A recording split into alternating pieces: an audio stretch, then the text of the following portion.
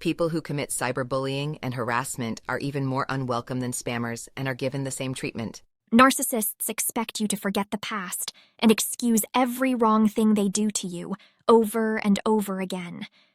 But they do not hold themselves to those standards. In order for a narcissist to be happy, someone else must suffer and be vilified.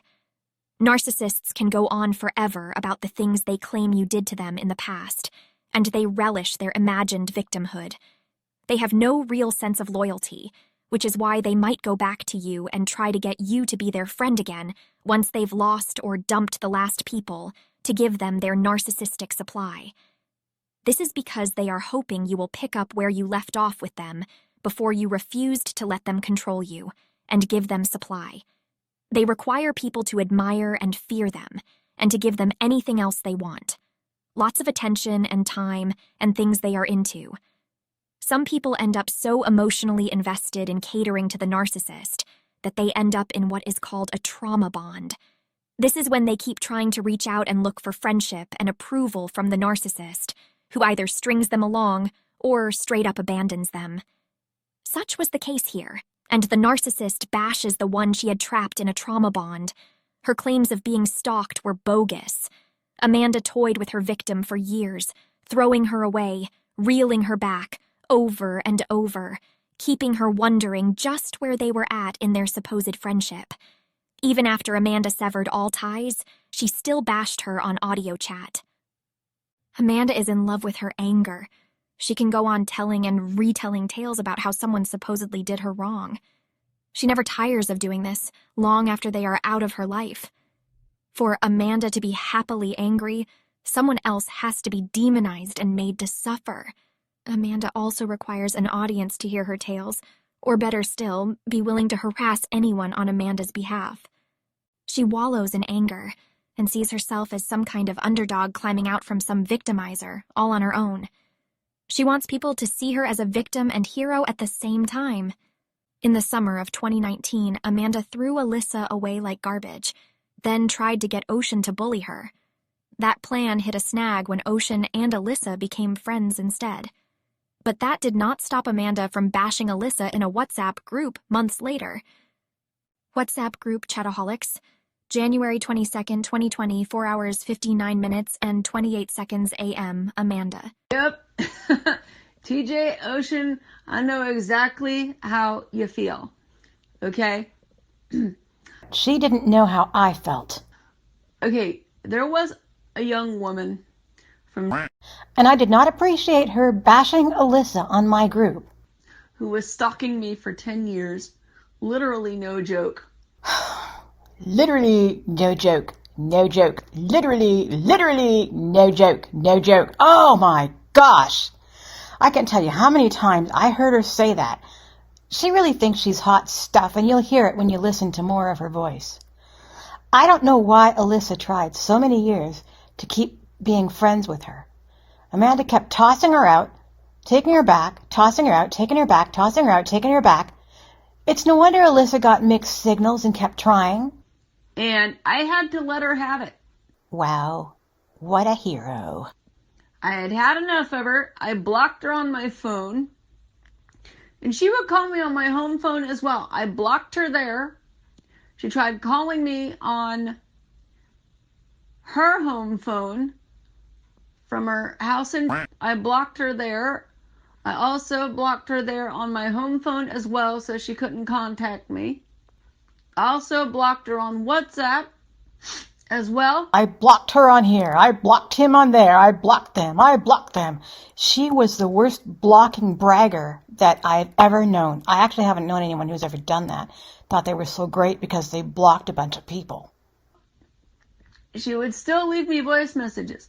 So one day I had to tell Ocean to let her have it for me because she would not leave me alone. No, she didn't just one day tell me about Alyssa and I just went after Alyssa. It didn't happen like that.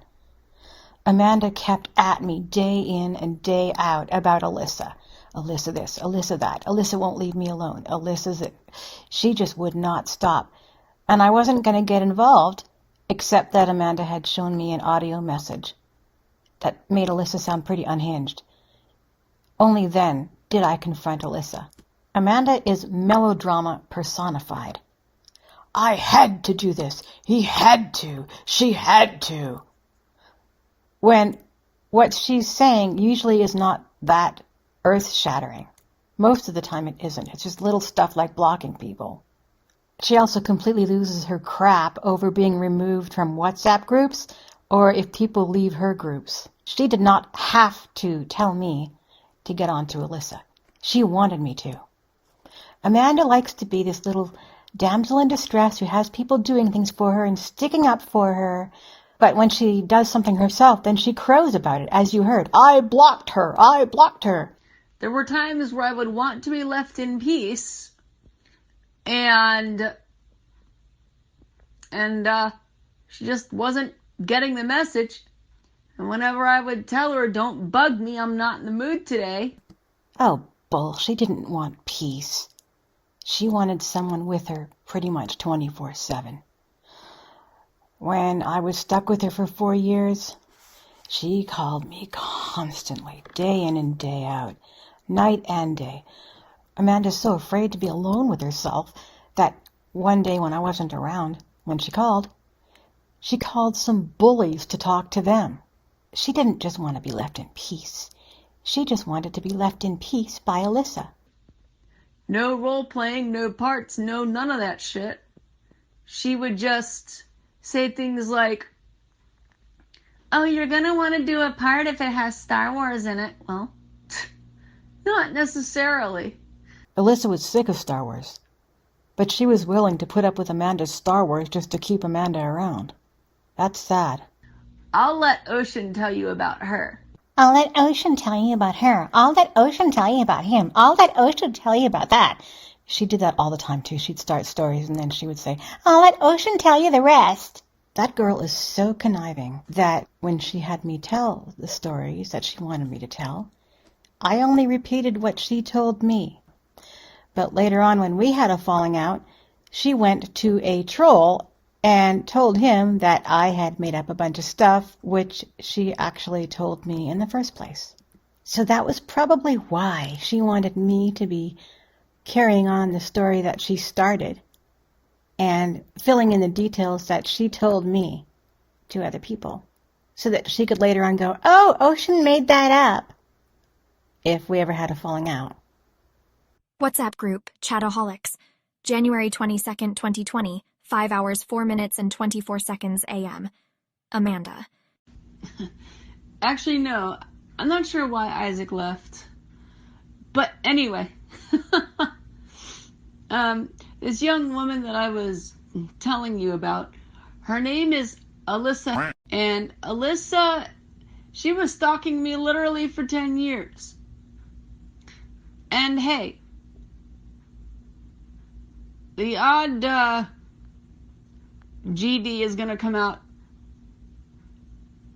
if you're angry, especially. Because sometimes when you're angry, you don't have a filter. And yeah, I live with my mom, and she does that all the time. When she's angry, she doesn't have a filter. Anyway, go ahead and tell them what Alyssa did to me and what you had to do. Ocean did no such thing. She was friends with Alyssa and knew how she was hurting over Amanda. And then there was Amanda gleefully bashing Alyssa on a WhatsApp group and bossing Ocean around trying to get her to join in. WhatsApp group, Chataholics, January 22nd, 2020, 5 hours, 8 minutes, and 9 seconds a.m. Amanda. Okay, Melina. Okay, actually, let me back up. Okay. Alyssa is a chick from... Amanda is horribly fixated on where people live. Who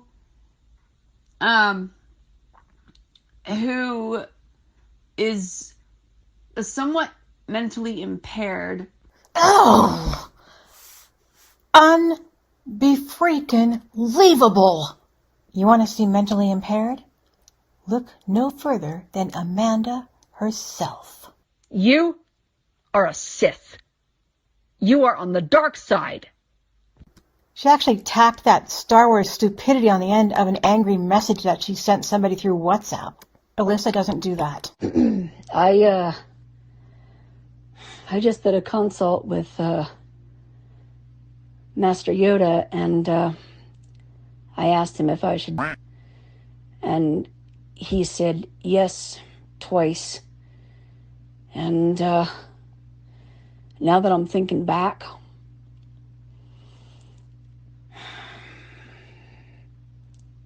depending on a Star Wars magic 8-ball to make a real-life serious decision? Alyssa doesn't do that. ugh, and my mom's being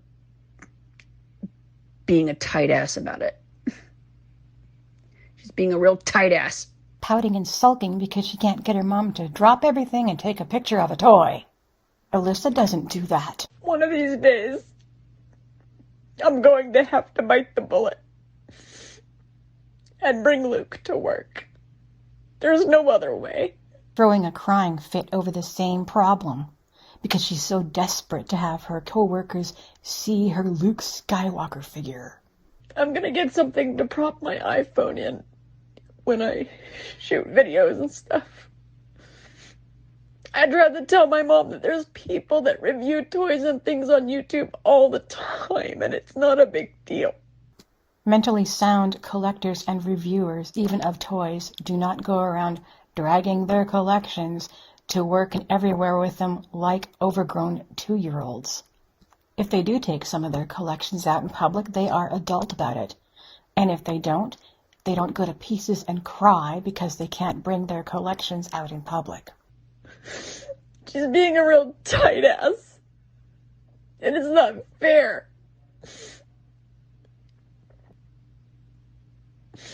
It's really not fair.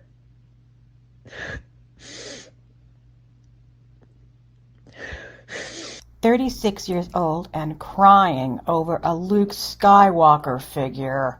Alyssa definitely doesn't do that. I want to do things that normal people do. Normal people don't cry because they can't show off some Luke Skywalker figure. Normal people don't worship and become addicted to Star Wars. Normal people don't dump other people who don't want Star Wars in their lives. I want to shoot videos too. Nobody's preventing her from shooting videos. As long as she's got a camera that works, she doesn't need a Luke Skywalker to shoot videos. Anybody who really wants to can look up that Luke Skywalker action figure on the internet. It really isn't fair. She got no sympathy from me. I had real life and death concerns. But she messaged me later, all happy, because she got her own way after all. She must have bugged the living heck out of her mom and cried and carried on until she got her own way, as usual. Alyssa does not do that. I did ask my mom if she would help me with something that I was trying to do earlier. And she said that she would. We'll see if there's time, but that I need to be ready and prepared. So, yeah. At least she's going to help me out a little bit until I can get a proper stand for my phone. I don't know what in the world made her think I would give a damn. Disgusted beyond belief, I was finally provoked into sending a couple of messages. I was biting my tongue and holding back my anger as well as I could. I honestly don't know why you broke down over this Luke. What is... Oh, for goodness sakes.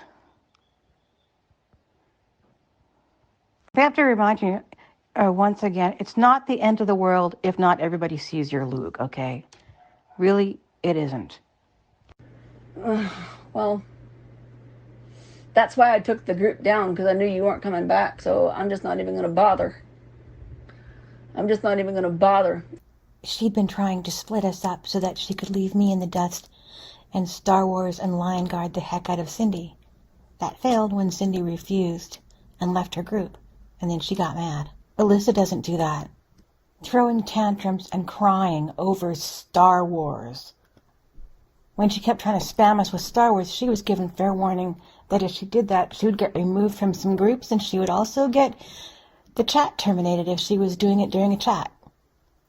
She still tried to Star Wars, and that was what happened. And this is how she reacted. But I hate the way you're treating me. I didn't mean to insult you. angry over Star Wars. That was no excuse to insult me. We hated the way she was treating us, and the insult was just the cherry on top. Alyssa had been desperate enough to put up with Star Wars just to keep Amanda in her life, and Amanda knew it and took full advantage of it. Alyssa and Cindy had sent some texts back and forth, and they told me about them. Amanda had guilt-tripped Alyssa with this, "I feel like I'm being ganged up on." We weren't ganging up on Amanda, but the three of us were sick of Star Wars, and Amanda was strategically trying to Star Wars each of us individually behind each other's backs so that she could keep on doing Star Wars, even though we had said no Star Wars in our chats. So the three of us talked about it, and we decided to have a united front against Star Wars. But Amanda kept looking for ways to weaken that and keep dividing and conquering. So she told Alyssa this whole sob story, just like she's been trying to convince herself and anyone else who will listen to her that we were trying to get her to give up Star Wars completely out of her life. Literally! No. She can Star Wars herself stupid in her own room. She doesn't have to do that everywhere else and spam the whole universe with Star Wars. And we don't want to hear it. We don't want to know about it. And we don't have to approve of her Star Wars activities. We just don't want to hear about it. We said if she wanted to Star Wars, she could do that on her own time. Just so angry. That was an over 3-minute long message filled with this crying and more defiant crap, more self-pitying crap, and more of the same old excuses, all over Star Wars. Alyssa doesn't do that. She never cried as hard over her dad when she was talking to us, or over our own experiences as she has been crying over Star Wars. She once admitted to me that when she was younger, she used to cry to get her own way, and she could still turn the tears on and off in the blink of an eye, at the drop of a hat, and that always disturbed me. She FaceTimed me a few days later and bragged about how angry she had gotten on Easter Sunday at me over this Star Wars crap. She was so angry on Easter Sunday that she went around slamming doors, and her mom wanted to know if she wanted to talk about it. All over bloody Star Wars. Alyssa doesn't do that. There are some smaller things that can sometimes set mentally challenged people apart from those who don't have mental challenges. Laughter, for example. Her laughter tended to go all over the place, but this particular laugh was done quite a bit when she was high on Star Wars. Uncommonly babyish. I could tell something was just not right with her just by listening to that laugh. When she couldn't get her way with us, she finally did ditch all three of us for Star Wars. And she cyber-bullied me that summer and sicked at least 3 people on me. And she likes to talk on the phone 24/7. Amanda really shouldn't have thrown that stone. She loves to be on the phone 24/7 too, just not with Alyssa. She disrespects her parents. She doesn't do what she's told to do. Says little miss, my mom's a tight ass. Yeah, right. And my mom's being a tight ass about it. She's being a real tight ass. It's like, really? It's like, really? When somebody tells you don't bug them, don't frickin' bug them. Oh, boy. Yeah, don't bug anyone. Unless you're Amanda and you want to Star Wars and your whole mission in life is to Star Wars all over the universe, then you should be allowed to bug people and expect them to love your Star Wars. Because otherwise, if you don't, then you're trash and you just deserve to get ditched and bullied. Sorry, Elf. My apologies. Anyway,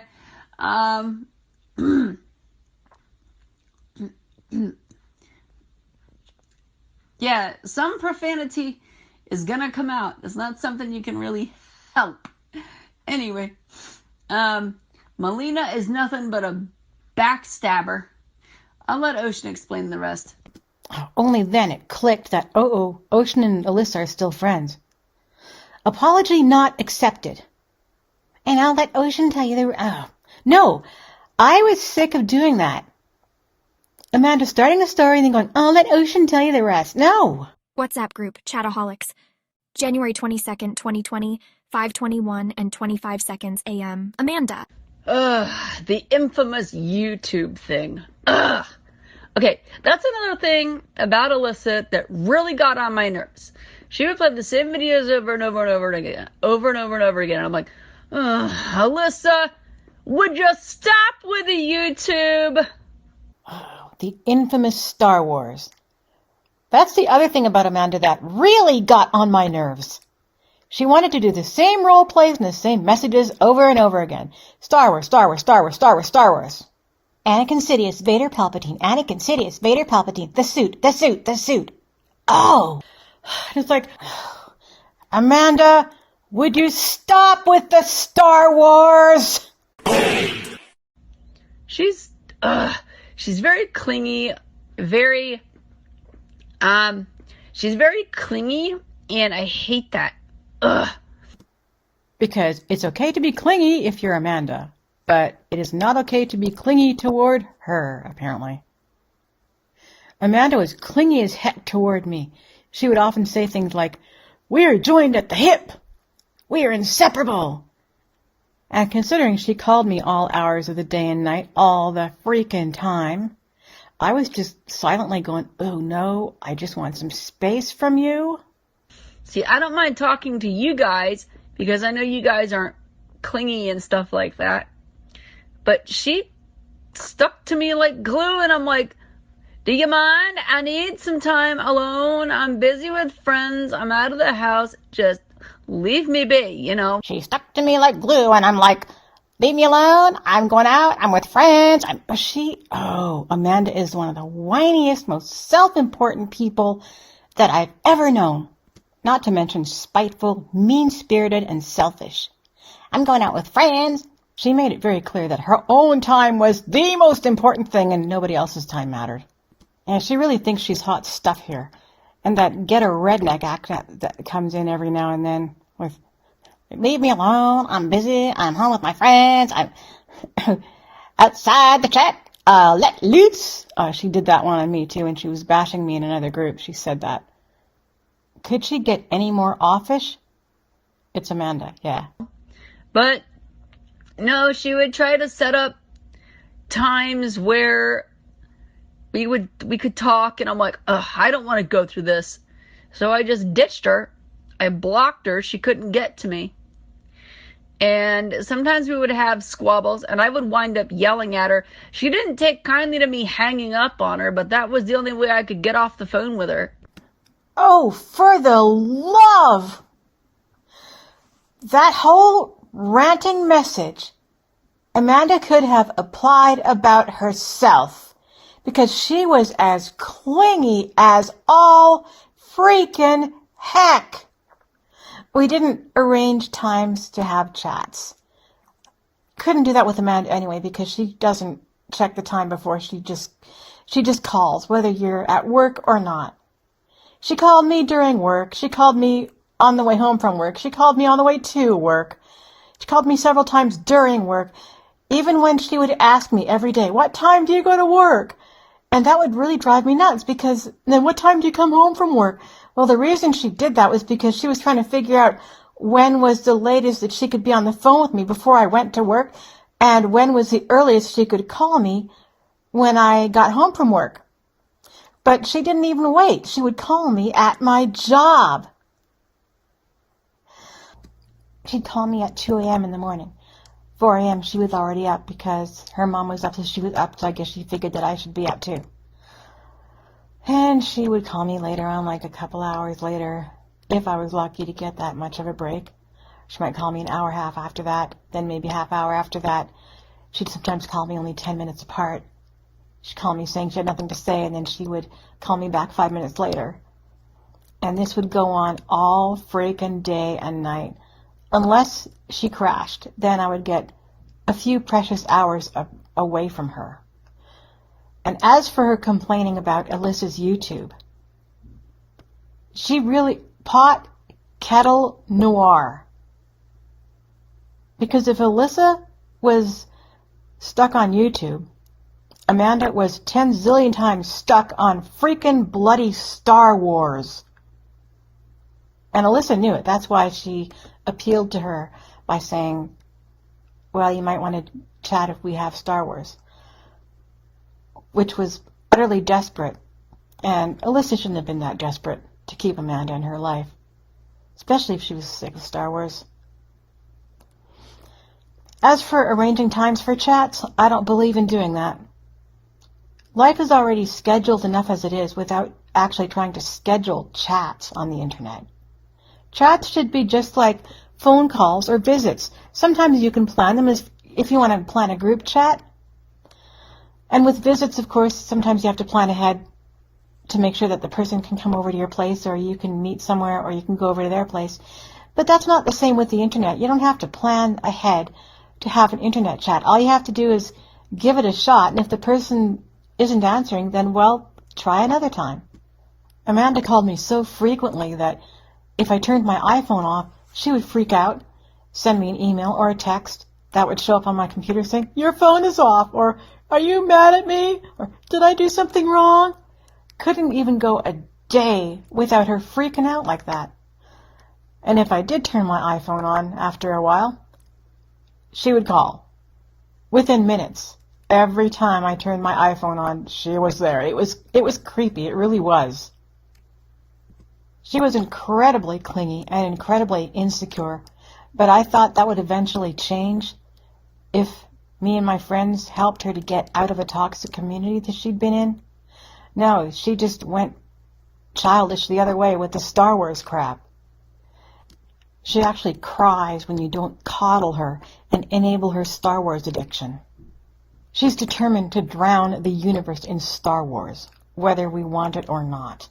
She is very much a do what I say, not what I do person. When she upsets people, she makes plenty of apologies, but they're not good ones, and then she doesn't learn from her mistakes anyway. She just keeps on making the same mistakes and just expects people to just forgive her and be totally happy with her.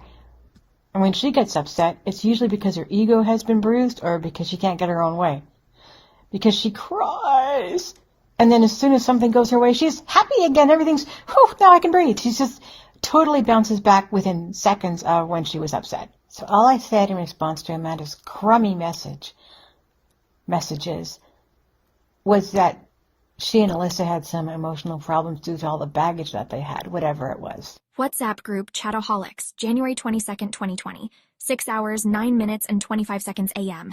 Ocean. I know Amanda certainly needed to process a lot of emotions because of all the years of stuff that she and Alyssa had. Yeah. That was still early in Amanda's and my association, so I hadn't yet learned that Amanda just glories in her anger, and she just loves to let it smolder and fester.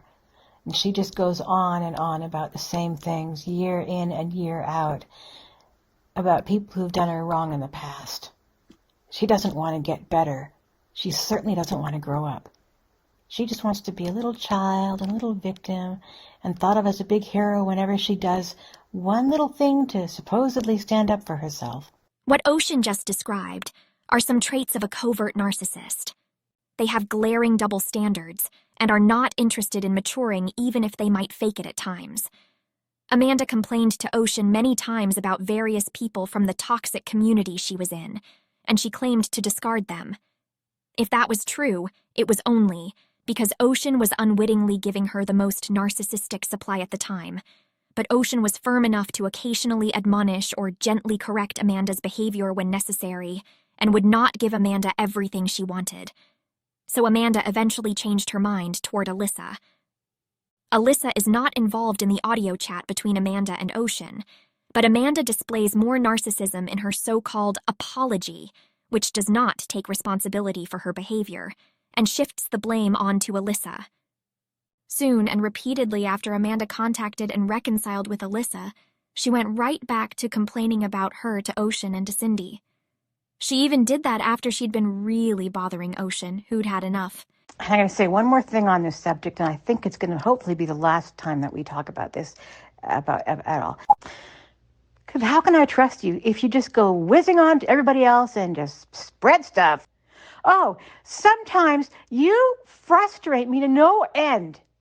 And today you are really getting on my nerves. Okay, you're really going to have to slam the gate shut on this one after that. I wanted to profusely and profoundly apologize for forcing an issue. With Alyssa driving me crazy today, it was like really, the stress was really getting to me, and I'm like, ugh. I kept trying to tell Alyssa, I'm not in the mood for talking, just don't bug me today. And she's like, oh, I thought we could talk until 4. I'm like, no, 4 o'clock is when I get ready for work, Alyssa, okay? Just, ugh. But yeah, maybe after a while, after you've had a chance to calm down and things like that, would you consider coming back to the group? Because Sonia gave me a compliment on Colors of the Wind that I posted in my Disney group, and and I forget what she said, but yeah. Again, I profusely and profoundly apologize. I should not have forced the issue. I should have just let things flow naturally, but I'm hoping that after a while you'll come back when things have calmed down. That was a miserable excuse for an apology and entirely typical of her. She didn't actually own what she did, which was to break Ocean's trust and probably kept on talking about something Ocean was sick of. She then had the gall to blame her own bad behavior on Alyssa, who had nothing to do with it. She was beastly toward Alyssa anyway, before and after they had supposedly reconciled. What's more, the things she accused Alyssa of were exactly what she did to Ocean and Cindy for years. Then she made it sound as if Ocean was the one with the problem and needed to calm down. She finished up with self-serving drivel about a compliment she got on a group and urged Ocean to rejoin. Ocean would never rejoin any of her groups, and she was definitely not happy with the so-called apology. Well, it's not about me calming down. When I want to come back, I will, but I don't know when that's going to happen. You were forcing the issue before Alyssa was bugging you today. Ocean said she'd had it with Amanda by that time.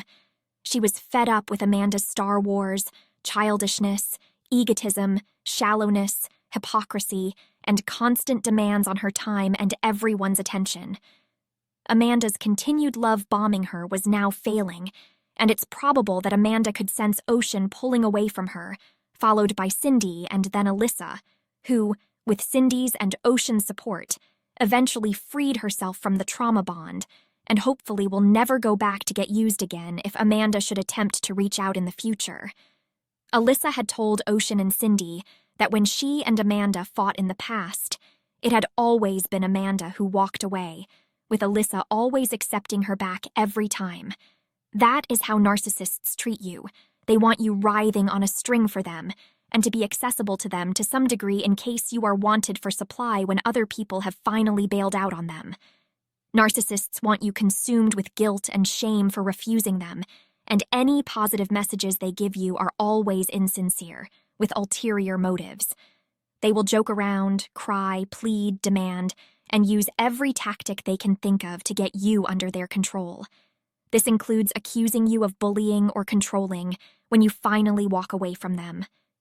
In the end, Amanda decided Alyssa, Cindy, and Ocean were all losers and freaks, and she spread around lies saying that Ocean was a control freak, all because these women finally took a stand and stopped letting her trample all over their lives.